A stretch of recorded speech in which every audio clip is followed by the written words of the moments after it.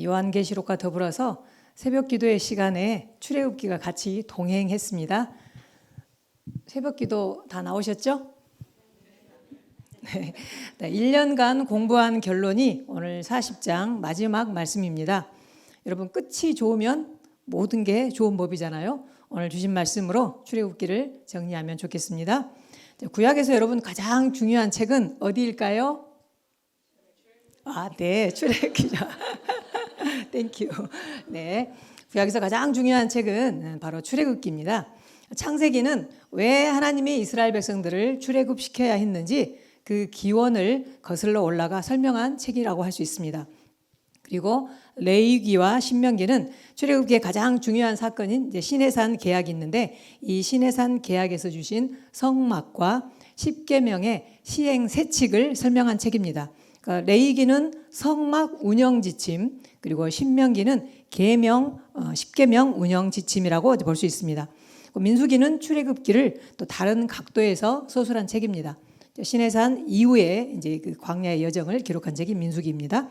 그다음에 여호수아서는 출애굽기에서 주신 가나안 정복 사명을 어떻게 이스라엘이 수행했는지를 다루고 있고요. 그다음에 이제 사사기는 그 사명을 또 망각했을 때 필연적으로 일어난 사건들에 대해서 또 다루고 있습니다. 그 이후에 이제 사무엘서, 열왕기, 역대기, 그다음에 그 밖에 쭉 예언서들이 있는데 그것들은 출애굽 역사의 회복을 외치고 있습니다. 그리고 이제 이 출애굽기의 핵심을 한마디로 요약하면 바로 제사장입니다. 뭐라고요? 제사장입니다. 제사장은 어떤 사람입니까? 제사장은 모든 피조물을 대표하여 하나님 앞에 서는 사람입니다. 그리고 제사장은 하나님을 대신하여 모든 피조물들을 다스리고 인도하는 사람입니다. 하나님이 아브라함을 부르시고 이삭과 야곱과 요셉 등 믿음의 조상들을 고난 가운데서 지켜주시고 인도하여 주시고 연단하신 것도, 그리고 이스라엘 백성들을 40년이라는 긴 세월 동안 애굽의 노예로 신음하며 고통하게 하신 것도, 또 모세를 불러서 10가지 재앙과 홍해의 기적을 통해서 이스라엘 백성들을 출애굽시키신 것도, 이 모든 이 역사들은 이스라엘을 하나님의 제사장 나라로 부르시기 위함이었습니다. 제사장 꼭 기억하시기 바랍니다. 네, 출애굽기자 19장 5절에서 6절 말씀, 시내산에서 하신 말씀입니다. 자, 같이 한번 읽겠습니다. 시작. 세계가 다 내게 속하였나니 너희가 내 말을 잘 듣고 내 언약을 지키면 너희는 모든 민족 중에서 내 소유가 되겠고 너희가 내게 대하여 제사장 나라가 되며 거룩한 백성이 되리라.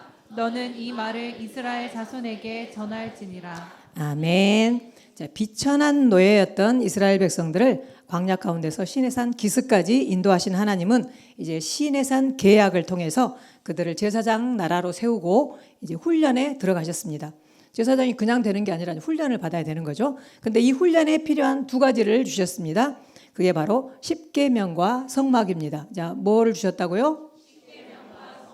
네, 십계명은 제사장이 되는데 필요한 교과서라고 할 수 있고요. 성막은 학교라고 할 수 있습니다.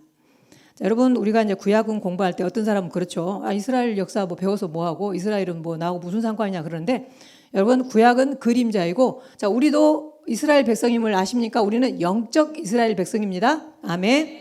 자, 영적 이스라엘 백성인 우리들에게도 동일한 제사장의 특권과 책임을 우리에게 주셨습니다. 자, 베드로전서 2장 9절 말씀 한번 보겠습니다.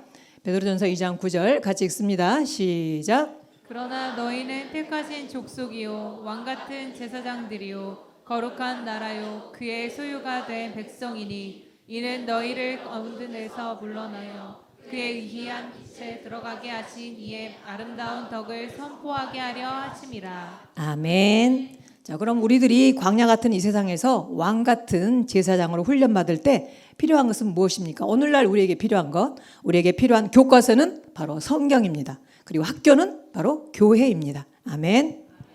이렇게 십계명과 성막이 중요하기 때문에 출애굽기는 그 절반이 십계명과 성막의 내용을 설명하는 데 할애되고 있고요. 성막을 완성함으로써 출애굽기가 이제 막을 내리게 됩니다. 그리고 특별히 마지막 장인 40장에 있어서 계속 반복되는 말씀이 있습니다. 여호와께서 모세에게 명령하신 대로 되니라입니다. 우리 한번 확인해 보겠습니다. 자, 출애굽기 40장 19절 말씀.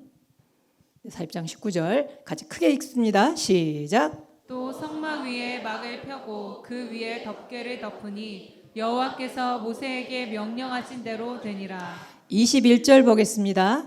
21절 같이 읽습니다. 시작. 또 그 궤를 성막에 들여놓고 가리개 휘장을 늘어뜨려 그 증거궤를 가리니 여호와께서 모세에게 명령하신 대로 되니라. 네, 23절 같이 읽습니다. 시작. 또 여호와 앞 그 상 위에 떡을 진설하니 여호와께서 모세에게 명령하신 대로 되니라. 네, 25절 봅니다. 시작. 또 여호와 앞에 등잔대에 불을 켜니 여호와께서 모세에게 명령하신 대로 되니라. 네, 27절도 봅니다. 시작. 그 위에 향기로운 향을 사르니 여호와께서 모세에게 명령하신 대로 되니라. 29절도 봅니다. 시작. 또 회막의 성막 문 앞에 번제단을 두고 번제와 소제를 그 위에 드리니 여호와께서 모세에게 명령하신 대로 되니라. 네, 32절도 읽겠습니다. 시작. 그들이 회막에 들어갈 때와 제단에 가까이 갈 때에 씻었으니 여호와께서 모세에게 명령하신 대로 되니라. 아멘. 모세가 하나님이 거하실 성막을 주인인 하나님의 명령대로 지었다고 합니다. 자, 이 말이 근데 몇 번 나왔죠? 와, 어떻게 아셨어요? 이게 읽느라고 정신없을 것 같은데 감사합니다. 네, 7번 나왔습니다. 성경에서 7이라는 숫자는 언제나 완전한 숫자로 통합니다. 그러니까 삼위일체 하나님 3과 동서남북 4 이렇게 해서 이게 완전수입니다. 완벽한 하나님의 역사를 표현할 때 늘 7이라는 숫자가 동원되었습니다. 그래서 정말 성경에 할 말도 많을 텐데 이 말을 이렇게 반복해서 계속 중요하기 때문에 이렇게 지금 하셨고 7번만 하신 게 아니고 사실은 완벽하게 완전하게 이렇게 하나님께서 말씀하신 것입니다. 이스라엘은 하나님이 거하실 성막을 지으면서 자신의 생각과 자신의 방법을 내려놓았습니다. 그리고 하나님이 명하신 대로 순종하며 지었다는 것입니다. 만일 하나님의 말씀이 아니고 인간의 어떤 방법과 상식과 인간의 어떤 지혜로 이 성막을 지었다면 이것은 성막이 아니고 천막에 불과할 것입니다. 그렇지만 하나님의 말씀을 기준으로 성막을 지었을 때 비로소 이것은 거룩한 성막이 될 수 있었습니다. 그리고 이 모든 것을 보고 하나님이 마음에 너무나 기뻤습니다. 흡족해 하셨다는 것입니다. 자, 한번 보겠습니다. 출애굽기 39장 43절 말씀. 네, 우리 크게 읽습니다. 시작. 모세가 그 마침 모든 것을 본즉 여호와께서 명령하신 대로 되었으므로 모세가 그들에게 축복하였더라. 아멘. 자, 이 말씀을 읽으면서 떠오르는 장면이 있는데요. 천지 만물을 지으시고 하루가 지날 때마다 이거 지으시고 여호와 보시기에 좋았더라. 또 지으시고 여호와 보시기에 좋았더라라고 흡족해 하신 하나님의 모습이 떠오릅니다. 하나님 보시기에 좋았던 그 아름다운 세상을 우리 인간들이 범죄함으로 말미암아 사단의 종이 되어서 그것들을 파괴해 버렸다는 것입니다. 그래서 하나님은 너무나 마음 아파하셨고 그것들을 다시 회복할 계획을 마련하셨는데 그래서 이스라엘 백성들 하여금 성막을 짓게 하고 천지창조 때처럼 흡족해 하셨다는 것입니다. 우리 요한계시록 공부할 때 늘 보셨죠? 성막의 그 예루살렘의 원형이 새 에덴이고 그다음에 성막이라고 우리가 배웠는데요. 그래서 이 성막을 지으면서 다시 한번 인간들이 회복할 기회를 하나님께서 우리에게 허락해 주신 것입니다. 사랑하는 여러분, 성막은 아주 작아요. 작지만 사단의 괴계를 분쇄하는 사령부임을 믿으시기 바랍니다. 아멘. 만물을 회복시키시는 지휘본부입니다. 그곳에서 이스라엘 백성들은 사령관이신 하나님을 만나고 하나님의 새 능력과 지혜와 새 힘을 얻으며 그분의 명령을 하달받는다는 것입니다. 그래서 여러분 성막이 있는 한 그리고서 하나님의 명령을 받고 그 명령에 순종하는 한 그들에게 두려울 것은 없습니다. 우리에게도 마찬가지임을 믿으시기 바랍니다. 아멘. 제사장에게 요구되는 것은 오직 순종입니다. 여러분 그 비행 중에 전투기 조종사들에게 가장 위험한 것이 있는데 그게 바로 착시 현상이라고 합니다. 그냥 일직선으로 이렇게 날아가는 여객기와는 달리 전투기는 그 각종 고개 비행을 해야 되잖아요. 그래서 뱅글뱅글 돌다 보면 이게 이제 나중에 동서남북 방향 감각이 상실된다고 합니다. 남쪽을 날아가는 것 같아도 정작 북쪽을 향해 날아가는 경우가 있고요. 더 심각한 경우는 비행기가 뒤집혀져 날아갈 때도 모를 때가 있다고 합니다. 우리는 이해가 안 되죠. 근데 이게 왜 그러냐면 엄청난 이게 속도로 날아가기 때문에 압력을 받잖아요. 그래서 조종사들은 자신의 머리가 아래로 향하고 있는 것도 모른다고 합니다. 특히 더 위험한 것은 언제냐면 바다 위를 지날 때. 이게 바다가 하늘 같잖아요. 그리고 하늘이 바다처럼 느껴진다고 합니다. 그래서 자기는 지금 하늘로 치솟아 오른다고 윙 올라갔는데 바다로 돌진해가지고 사고가 나는 경우도 있다고 합니다. 그래서 이제 비행수를 가르치는 교관들이 늘 끝도 없이 강조하는 말이 있는데 무슨 말이냐? 네 자신을 믿지 말고 뭐를 믿어라? 계기판을 믿어라. 나는 남으로 지금 가고 있다고 생각하는데 계기판이 북쪽을 가리키고 있으면 자신의 판단은 무시하고 기술을 남쪽으로 돌려야 한다는 것입니다. 그리고 전투기가 뒤집혀 있다고 계기판에서 이렇게 뜨면은 신호를 보내오면은 내 판단을 버리고 그 신호를 신뢰해야 합니다. 그래서 자기 눈에는 바다처럼 보이지만 그것을 향해서 돌진해야 살아날 수 있다는 것입니다. 여러분, 오늘 우리가 살아가는 세대를 한번 보십시오. 요즘은 혼돈의 시대입니다. 뭐가 진실이고 뭐가 진리인지 참 알 수 없습니다. 요즘 뭐 유튜브 보면 정신 없잖아요. 이게 이거 같고 그게 그거 같고. 그리고 특별히 지금은 포스트 모더니즘 시대입니다. 그래서 그동안 믿어왔던 가치관들이 아예 무너져 버리고 또 곳곳에 많은 전문가들이 생겼잖아요. 그래가지고 서로 자기 말을 믿으라고 이렇게 하니까 도대체 우리가 무엇을 믿고 따라야 할지 우리가 잘 모르겠다는 것입니다. 그리고 더욱이 우리가 갑작스럽게 어려움을 당한다거나 아니면 어떤 어려움이 오랫동안 지속되고 있으면 사람의 판단력이 흐려지게 된다는 것입니다. 그러면서 혼란에 빠지게 된다는 것입니다. 그래서 하나님은 이러한 혼란과 혼돈의 세계에 빛을 밝히기 위해서 이스라엘에게 성막을 짓게 하셨습니다. 우리들에게는 교회를 주셨습니다. 아멘. 그래서 교회에서 우리가 하나님의 뜻을 배우며 하나님의 보호와 인도하심을 받아야 하며 이 혼돈과 흑암의 시대에서 그렇게 받아야 살아갈 뿐만 아니라 또 우리가 승리하며 살 수 있음을 믿으시기 바랍니다. 아멘. 그 1985년에 그 동독이 그 동베를린 장벽 근처에 세워진 화해의 교회라는 교회가 있거든요. 근데 그 교회가 있는데 여러분 인터넷 찾아보면 다 나옵니다. 그 화해의 교회를 안보상의 이유로 폭파시켜가지고 해체시켜 버렸습니다. 그때 막 거기 장벽이 세워지면서 그쪽으로 막 넘어가고 그러는데 이거 관리하기 어려워가지고 아예 그 교회 자체를 폭파시켜 버렸다는 것입니다. 근데 여러분 그리고 나서 어떻습니까? 5년 후에 동독 자체가 국가 자체가 붕괴하고 말았습니다. 여러분 사람도 마찬가지입니다. 교회를 멸시하는 인생은 멸망합니다. 아멘. 그러므로 교회를 주님의 몸으로 사랑하는 것이 성도들의 1차적인 책임입니다. 그리고 나아가서 교회를 또 아름답게 만들어야 하겠습니다. 아멘. 여러분 교회는 사람들이 돈을 모아서 그냥 세운 건물이 아닙니다. 교회는 예수님이 핏값을 치르고 사신 주님의 몸입니다. 그래서 교회는 하나님의 진리, 하나님의 말씀을 담는 그릇이라고 할 수 있습니다. 그리고 그리스도의 생명과 또 그리스도의 부활의 능력이 흐르는 생명의 관이라고 생명관이라고 할 수 있겠습니다. 그러면 여러분 교회가 살면 사람이 살고 가정도 살고 사회도 살고 국가도 살게 될 줄로 믿습니다. 아멘, 아멘. 자, 이 성막을 이제 이렇게 다 이스라엘 백성들이 지었는데요. 성막이 세워진 그날에 그 전에는 볼 수 없었던 하나의 현상이 나타났는데 그 현상을 성경에서는 이렇게 설명하고 있습니다. 출애굽기 40장 34절 말씀. 우리 같이 한번 자, 크게 읽읍시다. 크게 읽습니다. 시작. 구름이 회막에 덮이고 여호와의 영광이 성막에 충만하매. 아멘. 여기서 회막도 나오고 성막도 나오는데 같은 것입니다. 그 내겹 앙장으로 이렇게 덮여 있고 하나님의 법궤가 있는 지성소와 떡상 분향단 그리고 금촛대가 있는 성소가 이렇게 있는 이 모든 이곳을 바로 성막이라고 하는데요. 구름이 덮은 것을 성막이라고 하지 않고 회막이라고 이렇게 표현한 것은 하나님께서 자신의 백성들을 만나러 오셨음을 강조하기 위해서 성막인데 회막이라고 이렇게 표현했습니다. 그래서 시내 산 정상에만 계셨던 우리와 너무 멀리 떨어져 있던 그 하나님이 영광이 드디어 이제 이스라엘 진영 중심 회막 안으로 내려오시게 되었다는 것입니다. 이 회막에 구름이 이제 내려와 앉아 덮었습니다. 그러니까 하나님의 영광이 임했다는 것을 가시적인 그 모습으로 보여준 게 이제 구름이 임한 건데요. 하나님의 영광이 성막 전체에 가득했습니다. 근데 사실 이러한 현상이 구체적으로 어떤 것이었는지는 알 수 없습니다. 그냥 구름이 있다고 무조건 하나님의 영광이 있는 건 아니잖아요. 분명히 가시적으로는 구름이 보이는데 거기에 우리가 범접할 수 없는 하나님의 영광이 느껴졌다는 것입니다. 그래서 35절에 보면 모세조차도 그 회막 안으로 들어갈 수 없었다라고 지금 이렇게 표현하고 있습니다.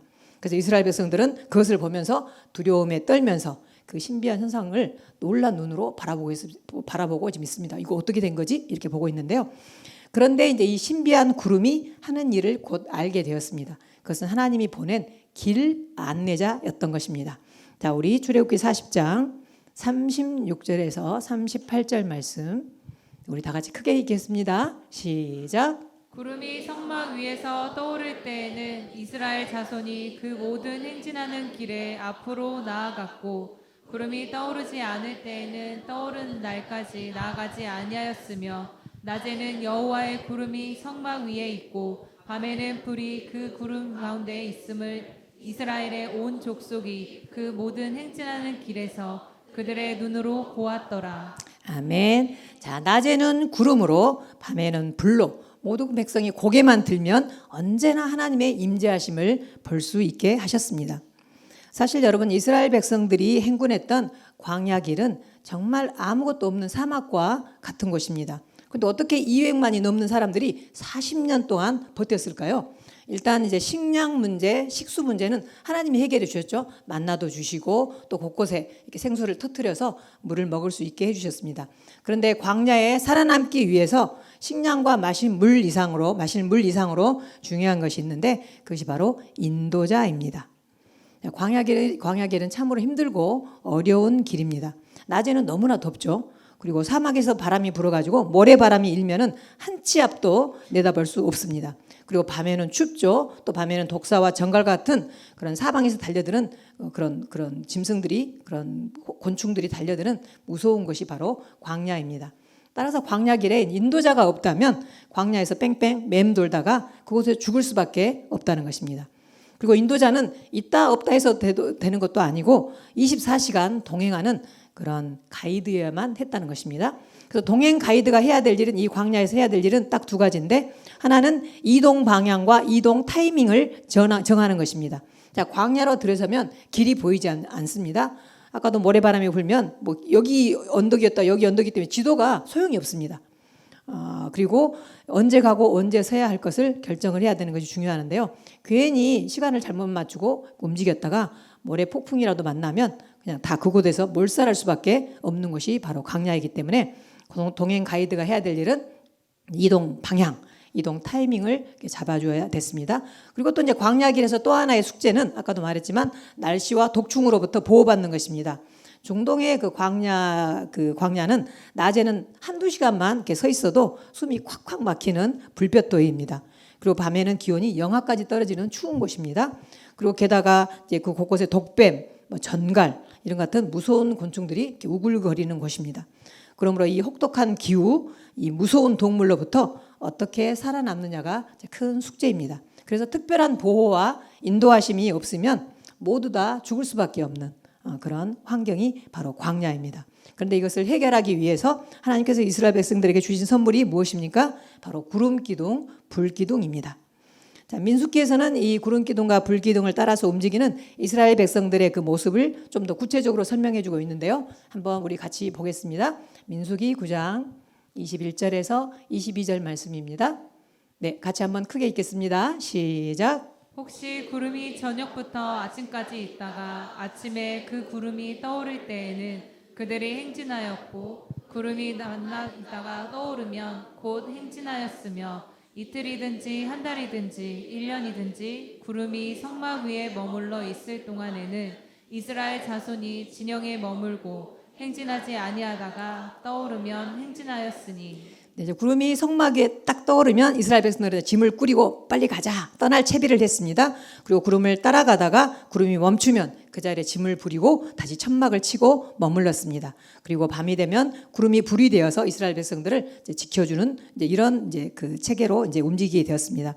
그런데 이제 진행하던 구름이 머무는 기간이 일정하지가 않았습니다. 하루 만에 움직이기도 하고 어떤 때는 일주일 또는 한 달, 어떤 때는 심지어 1년 동안 그 자리에 머무르는 때도 있었습니다. 이스라엘 백성들 어쨌든 그 기간에 이제 맞추어서 움직여야 했던 것입니다. 여러분 이제 우리가 이제 그때라고 한번 그때 우리가 그 자리에 있다고 한번 상상해 봅시다. 그때나 지금이나 짐 싸는 것은 너무나 번거로운 일이죠. 짐 싸기 힘들죠, 그죠? 여행 갈 때도 힘들고 이사 갈 때는 정말 죽을 맛이죠. 며칠을 걸어서 이제 피곤한 몸으로 한 곳에 도착했습니다. 근데 이곳이 보니까 나무도 있고 물도 있고 뭐 너무 좋은 거예요. 그래서 여기서 오래 머물고 싶습니다. 기분 좋게 이제 잠을 잤습니다. 며칠 여기서 쉬겠다 이랬는데 이거 웬거로 웬일입니까? 아침에 딱 일어나 보니까 성막 쪽으로 보니까 또 구름이 막 움직이기 시작하는 겁니다. 그럼 어떻습니까? 짐을 싸야 됩니다. 싫지만 막 따라가야 된다는 것입니다. 또 반대 경우도 있겠죠. 도무지 이게 머물 수 있는 곳이 못 되는 곳이 있습니다. 물도 없고 막 황량하고 이민족들도 막 출몰하고 막 너무 힘든 곳입니다. 그래서 보다 좀 더 안전하고 쾌적한 곳에 가 있으면 좋겠다. 이렇게 하는데 구름이 움직일 생각을 하지 않는 것입니다. 그럼 환경이 아무리 어려워도 다른 곳으로 갈 수 없습니다. 그 자리에 있어야 한다는 것입니다. 그러다 보니 그 사람들 가운데 어떤 사람들이 생기냐면 나 더 이상 구름 따라가지 않을래. 이런 사람이 생기는 겁니다. 그래서 떠나지 않고 자기는 남습니다. 나 이거 좋아. 여기 있을 거야. 이러는데 그런 사람은 어떻습니까? 나중에 광야에서 홀로 남아서 죽게 됩니다. 죽을 수밖에 없다는 것입니다. 또 반대로 이제 구름이 움직일 생각을 안 하니까 나 여기 너무 힘들어. 나 더운데 찾아갈 거야. 먼저 이렇게 떠나는 사람이 있을 수 있습니다. 그 사람도 마찬가지입니다. 얼마 지나지 않아서 아마 길에 쓰러져 가지고 아마 죽어 있는 것을 볼 수 있게 될 것입니다. 그래서 이러한 일이 이제 반복되면서 이스라엘 백성들이 깨달은 게 있습니다. 아주 구름 기둥 잘 따라야 되겠구나. 이런 마음을 먹게 된 거죠. 그래서 아침에 일어나서 항상 하는 일이 뭐냐면 먼저 딱 일어나서 구름 기둥부터 바라보게 되었다는 것입니다. 그런데 여러분 이것이 하나님의 훈련이고 이것이 하나님이 원하시는 일이었습니다. 아멘. 그래서 구름을 통해서 하나님의 지시를 확인하고 따라가야 합니다. 그래야 살 수 있었습니다. 이 광야에서. 자, 이스라엘 백성들을 인도하던 구름 기둥과 불 기둥이 오늘날에도 있습니다. 여러분 보셨나요? 못 보셨나요? 네. 곧 오늘 우리를 인도하시는 구름 기둥과 불 기둥은 바로 성령님이십니다. 누구시라고요? 성령님. 그렇습니다. 그래서 우리는 매일매일 성령의 인도함을 받아야 합니다.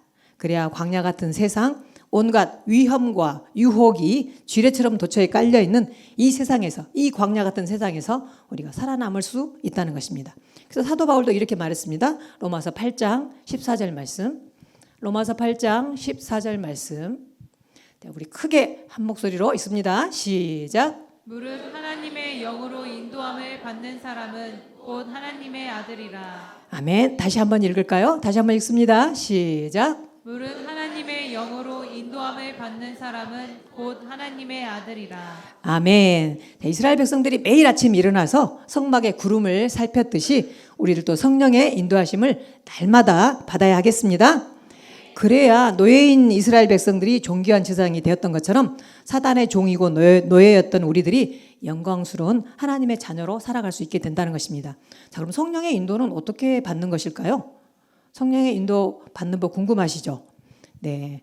늘 이게 항상 그 결론은 버킹검인데요. 자, 기도와 말씀을 통해서입니다. 뭐와 뭐를 통해서라고요? 기도와 말씀. 네. 기도를 통하여서 우리가 하나님과 교통할 수 있고요. 말씀을 통하여서 우리가 하나님의 뜻을 알 수 있다는 것입니다.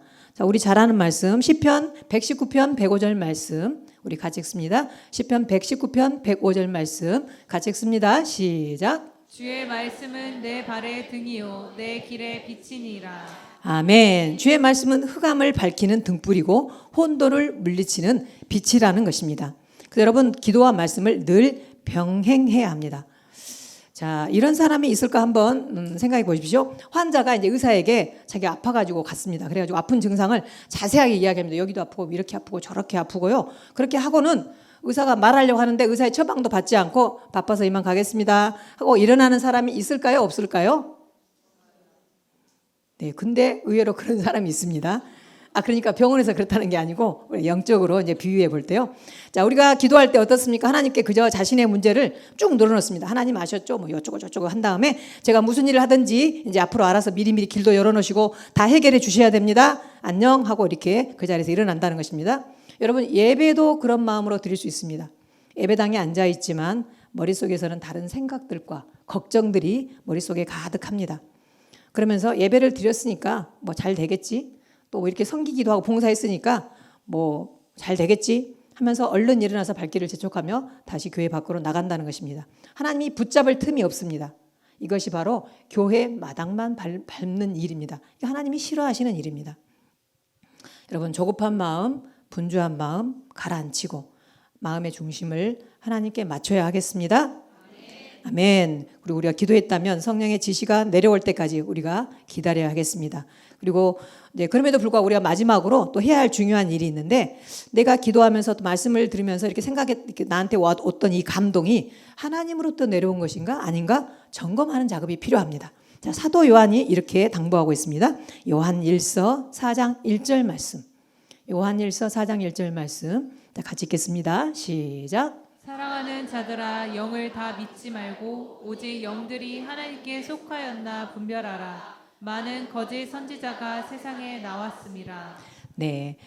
어떻게 영을 분별할 수 있냐면, 첫 번째는 내 마음에 감지된 것이 성경과 일치하는지 확인해야 됩니다. 성경과 일치하나. 어디서 무슨 이야기를 들었는데 이게 성경과 일치하는지. 그 다음에 두 번째는 이게 사랑을 키우는 방향으로 가는 것인지를 우리가 또 확인해야 됩니다. 요한일서 4장 16절 말씀. 요즘 목사님이 요한일서 말씀으로 하시는데, 자, 요한일서 4장 16절 말씀 우리 같이 읽겠습니다. 시작. 하나님이 우리를 사랑하시는 사랑을 우리가 알고 믿었노니 하나님은 사랑이시라. 사랑 안에 거하는 자는 하나님 안에 거하고 하나님도 그의 안에 거하시느니라. 아멘. 자, 어떤 내가 음성을 듣고 어떤 감동이 왔는데 이게 다른 사람을 미워하는 것이 아니고 그 사람에게 복수하는 것이 아니고 그 사람을 사랑하는 것이면 그게 하나님께로부터 온 것이라는 것입니다. 그 다음에 세 번째는 내가 하나님으로부터 받은 이 감동이 덕을 세우고 다른 사람을 위로하고 격려하는 것인지 우리가 확인해야 합니다. 자, 고린도전서 14장 3절 말씀. 자, 같이 읽읍시다. 시작. 그러나 예언하는 자는 사람에게 말하여 덕을 세우며 권면하며 위로하는 것이요. 아멘. 자신이 받은 계시, 감동이 사람들 사이에 분란을 일으키고 다른 사람의 마음을 상하게 하는 것이라면 이게 아무리 뭐 신비한 상황이고 뭐 엄청 내가 막 분명하게 체험한 것이라 할지라도 그것은 여러분 반드시 악한 영으로부터 온 것임을 깨달으시기 바랍니다. 아멘. 덕을 세우고 위로하고 격려하는 그런 감동이어야 된다는 것입니다. 그 다음에 네 번째는 그런 결정을 내렸을 때 하나님의 평강, 하나님의 평안이 내 안에 있는지 확인해야 됩니다. 골로새서 3장 15절 말씀. 골로새서 3장 15절 같이 읽겠습니다. 시작. 그리스도의 평강이 너희 마음을 주장하게 하라. 너희는 평강을 위하여 한 몸으로 부르심을 받았나니 너희는 또한 감사하는 자가 되라. 아멘. 하나님의 마음에 감동이 왔는데 뭔가 나에게 불리하고 나의 수고와 희생을 요구하는 그런 감동이 오면 하나님이 그러실 리가 없지 이러면서 또 털어버리지 마시고 하나님의 평강이 내 안에 있으면 아, 이게 하나님으로부터 온 계시가 맞구나, 감동이 맞구나 하고 순종하면 하나님으로부터 복을 받게 될 줄 믿습니다. 아멘, 아멘. 사랑하는 여러분, 하나님은 분명한 의도를 가지고 구름을 움직이고 계십니다. 그러므로 구름이 머무른 날이 짧으면 이게 하나님 우리에게 뭘 가르치시는 거냐면요, 열심과 성실을 가르치시려고 하시는 것입니다. 그리고 구름이 머무는 날이 길잖아요. 그러면 이때는 우리에게 인내와 복종을 가르치시는 것입니다. 그래서 여러분, 하나님의 뜻이 무엇인지 감지하는 그런 영적 통찰력을 가지고 분명한 하나님의 뜻이다 그렇게 생각되면 무조건 순종하는 태도로 살아보시기 바랍니다. 그럴 때 우리가 하나님으로부터 당장 응답이 없는 것 같은 때라도, 아니면 우리가 아무리 복잡한 현대 사회 속에서라도 구름에 달가듯 유유자적한 그런 평안한 삶, 기쁨의 삶, 감사의 삶을 살아가게 될 줄로 믿습니다. 자, 출애굽기를 마무리하면서 여러분, 출애굽기는 그 엑소도스라고 하잖아요. 영화로도 뭐 있죠. 엑소도스인데 출애굽기의 여정은 사람들이 가보지 못한 전혀 새로운 길을 가는 여정이 바로 출애굽입니다.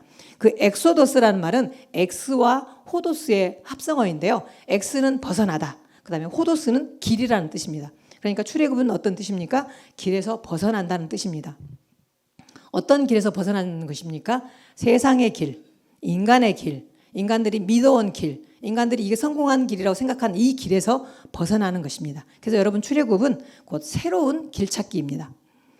여러분, 세상의 논리에 따르면, 세상의 어떤 이론과 상식에 따르면 어떻습니까?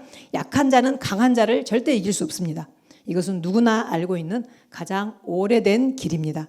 그런데 가장 그럴 수 없는 상황에서 그런 일이 실제로 일어났습니다. 인류가 한 번도 가보지 못한 전혀 새로운 길이 열렸습니다. 자, 한번 보겠습니다. 출애굽기 15장 21절 말씀. 출애굽기 15장 21절 말씀.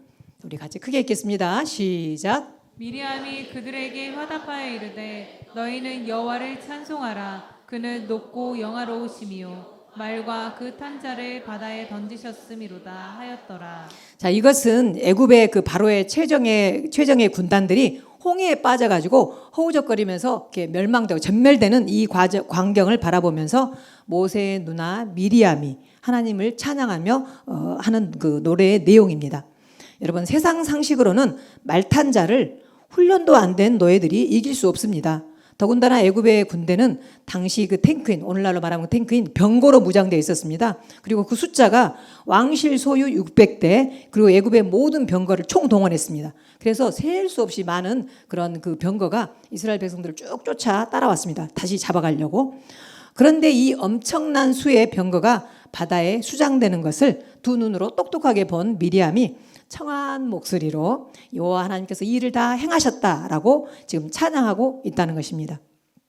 여러분, 사람은 누구나 다 말탄자가 되고 싶어 합니다. 하다못해 말 고삐라도 끌고 가려고 합니다. 그렇게 된 사람은 이제 모두 목에다 힘을 딱 주고 갑니다.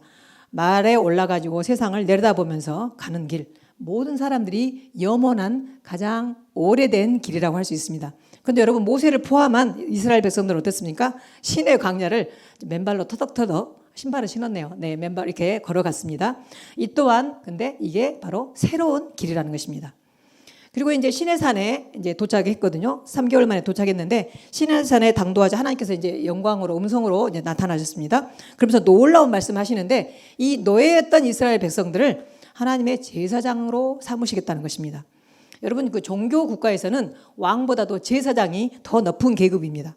그리고 역사를 보면 뭐 권력이 막강했던 그 왕들은 자신들을 막 신의 아들이라고 이렇게 불렀습니다. 이만큼 제사장은 그 신의 대리자요, 신의 자녀로서 가장 높은 신분입니다. 이것이 가장 오래된 길입니다. 그런데 그리고 또 이런 것도 오래된 길이죠. 한 번 노예면 영원한 노예죠. 이 노예가 무슨 제사장이 되고 왕이 된다는 것은 있을 수 없는 일입니다. 이거 가장 오래된 길입니다. 그런데 여러분, 430년 동안 노예로 있었던 그들을 이제 하나님께서 가장 존귀한 제사장으로 세우시겠다는 것입니다. 이거 역시 인간의 머리로는 이해할 수도 없고 생각해낼 수 없는 바로 새로운 길입니다. 그런데 여러분, 하나님은 왜 이렇게 하시는 걸까요? 하나님께서 창조하신 세상은 원래 그런 것이기 때문에 그렇습니다. 하나님은 세상과 인간을 창조하고 나서 보시기에 좋았더라라는 말을 계속 연달아 말씀하셨습니다. 여러분, 그 우리말의 그 어원 이런 걸 보니까 이렇더라고요. 좋다라는 말은 조화롭다라는 말에서 나온 말이라고 합니다. 그러니까 좋은 세상에서는 어떻습니까? 조화로운 거죠. 강한 거나 약한 거, 높고 낮은 거, 크고 작은 것들이 전혀 문제가 되지 않다는 것입니다. 정말 어린 양과 뭐 독사, 사자가 함께 있는 이것이 바로 이제 좋은 것이죠. 서로 조화로울수록 더 좋아집니다. 근데 여러분, 나쁜 세상에서는 문제가 좀 심각하죠. 자, 나쁘단 말은 어원도 이게 재밌더라고요. 나쁘단 말의 어원은 뭐냐면 나뿐이다에서 나온 말이래요. 나쁜 세상에서는 강해야 하고 높아야 하고 커야 하죠. 그래서 오직 나뿐이 될 확률이 오직 나뿐이 될 확률이 높아지기 때문에 그렇다는 것입니다.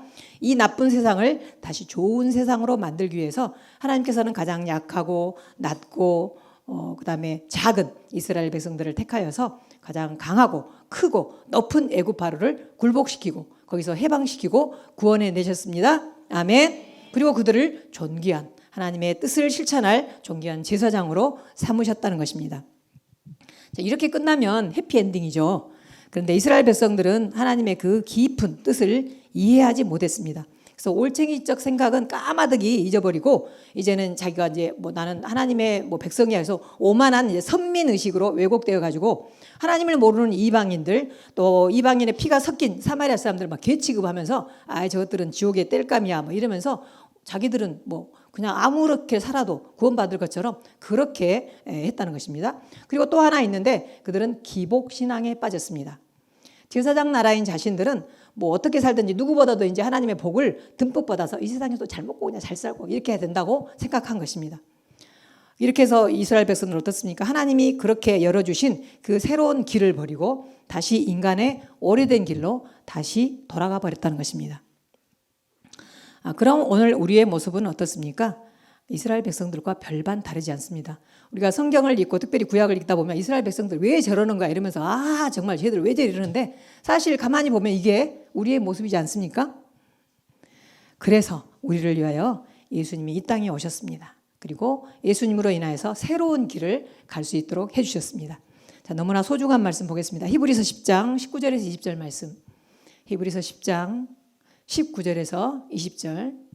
우리 같이 크게 한 목소리로 읽겠습니다. 시작. 그러므로 형제들아 우리가 예수의 피를 힘입어 성소에 들어갈 담력을 얻었나니 그 길은 우리를 위하여 휘장 가운데로 열어놓으신 새로운 살 길이요 휘장은 곧 그의 육체니라. 아멘. 아멘. 요한복음 14장 6절 말씀 보겠습니다.